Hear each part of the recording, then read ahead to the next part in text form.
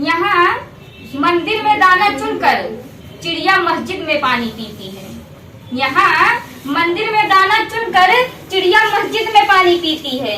यहाँ बुद्ध के उपदेश और ईसा मसीह के बलिदान की गाथा होती है। मैंने सुना है यहाँ राधा रानी की चुनरी कोई सलमा बेगम सीती है। हम हो गए क्यों जुदा, आज जोड़ने की बात होती है।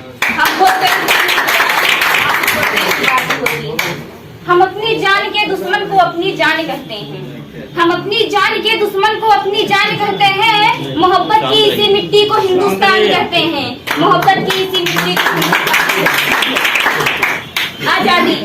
आजादी का असली मतलब वही समझ सकता है जिसने कभी गुलामी की हो। हम लोग सौभाग्यशाली हैं कि हमने स्वतंत्र भारत में जन्म लिया। प्राचीन कालीन, मध्यकालीन और वर्तमान के कुछ उदाहरणों से मैं स्पष्ट करना चाहूंगी। जब हम लोग फिरंगियों की जाल में फंसे हुए थे तो मेरा रंग दे बसंती चोला की एक आवाज पर टोलों के टोले उमड़ जाया करते थे।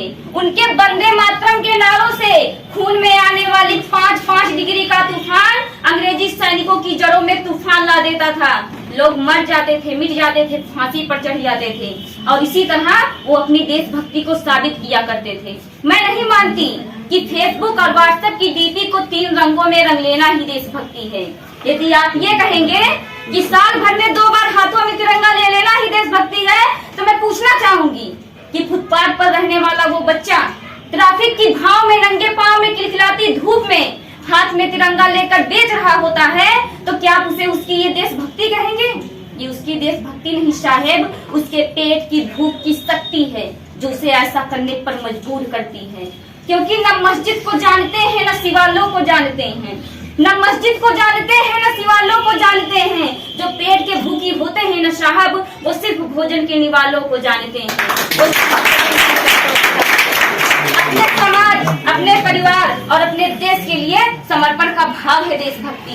हर एक देशद्रोही के जीवन में आने वाला तूफान है देशभक्ति, ताकि हर एक देशद्रोही ये समझ सके अगर तू परिंदा है तो ये आसमान तेरा है, अगर तू परिंदा है तो ये आसमान तेरा है, अगर तू दरिंदा है तो ये शमशान तेरा है। भाईचारे से रहना हो तो रह इस जमीन पर, वरना ये कब्र भी तेरी है और यही कब्रिस्तान भी तेरा है।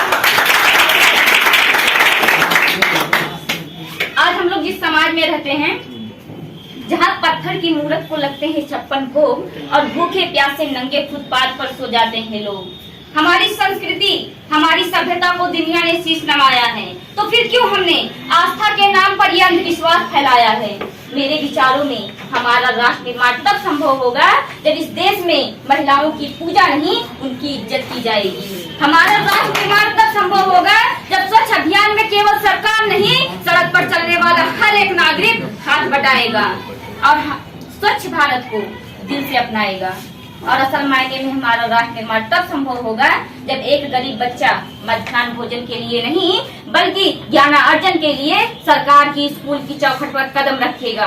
और हमारे राष्ट्र का निर्माण तब तक संभव नहीं होगा जब तक एक नागरिक नैतिक रूप से सटीक, चैतिक रूप से भ्रष्ट, मानसिक रूप से दिवालिया, धार्मिक रूप से अंधा, नैतिक रूप से गंदा, स्वैच्छिक मानव रूप के आंकड़ों में जिन सिंह पैपन्नमयी अखंड भारत को खंड खंड करता रहेगा, तब तक हमारा राष्ट्र निर्माण संभव नहीं होगा।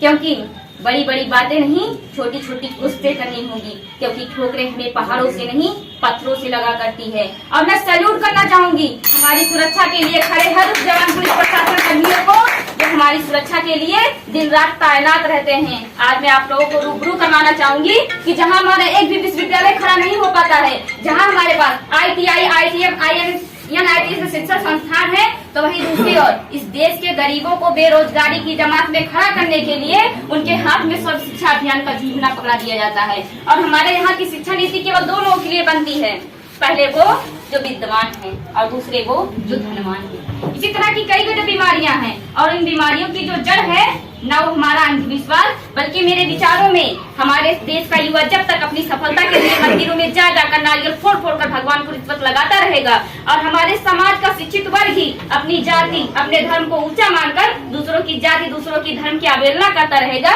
तब तक ना तो हमारे देश का अंधविश्वास खत्म होगा और ना ही हमारे राष्ट्र का निर्माण संभव होगा। मैंने भारत की सरजमीन पर जन्म लिया है तो मैं इसकी कसम नहीं है, न रब मेरा है, न सरकार मेरी है, न रब मेरा है और ना ही ये बड़ा सा नाम मेरा है, बस इसी बात का गुरूर है मुझे कि मैं भारत की हूँ और ये भारत देश मेरा है। सारे जहाँ से अच्छा हिंदू सीता हमारा, सारे जहाँ से अच्छा हिंदू सीता हमारा, हम बुलबुलें हैं इसकी और ये गुलिस्तान हमारा।